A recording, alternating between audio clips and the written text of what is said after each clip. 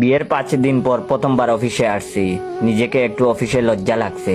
বস আজ তেমন কাজ দেয় নাই, তাই বসে আছি। হুট করে ফোন কল আসলো। বুঝলাম ওটা বউয়ের ফোন। কাল সে বাবার বাড়ি গেছে। তখন আমি কল ধরে বললাম, হ্যালো, আসসালামু আলাইকুম। সে বলল, ওয়ালাইকুম আসসালাম। ব্যস্ত আছেন? আমি বললাম, না, বলো। সে বলল, বলছিলাম আব্বু আজ আপনাকে দুপুরে দাওয়াতে ডাকছিল। তখন আমি বললাম, হ্যাঁ মনে আছে, তবে অফিস শেষ করতে করতে বিকেল হয়ে যাবে না? তখন সে বলল, ছুটি নিয়ে আসেন। আমি বললাম, আচ্ছা দেখছি কি করা যায়।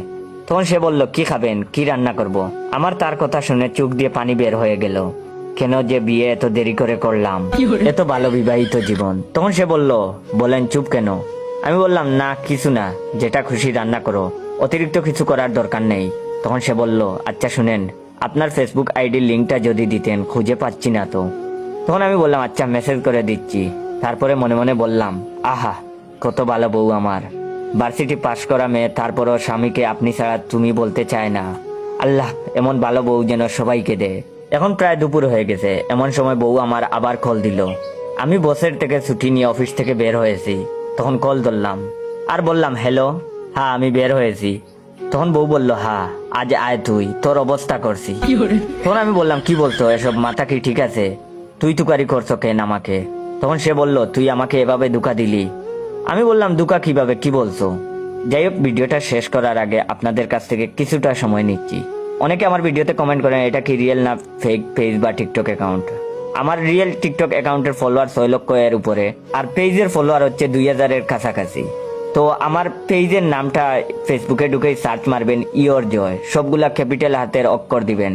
আর ভাইয়ের বর্তমানে আইডি রিচ ডাউন। একটু কষ্ট করে ভিডিওটা আপনার 15 জন বন্ধুকে শেয়ার করে দিবেন।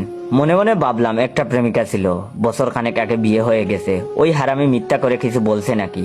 ও জানবে কিভাবে? আমি তো এখনো আমার বউকে কাউকে চেনাই নাই, ফেসবুকেও একটা ছবি পর্যন্ত দেই নাই। তখন আমি বউকে বললাম, কি হয়েছে? তখন সে বলল, ফেসবুক দেখ, আমার আইডিতে মেসেজ চেক দে, বলে ফোন কেটে দিল।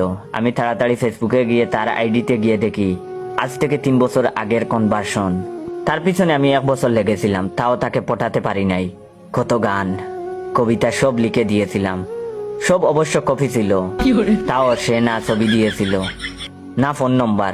অবশেষে চরম বিরক্তি নিয়ে শেষ মেসেজ দিয়েছিল, তোর মতো শেষরা ছেলের সাথে প্রেম করার চাইতে আজীবন সিঙ্গেল থাকবো, বিয়ে তো অনেক দূরের কথা।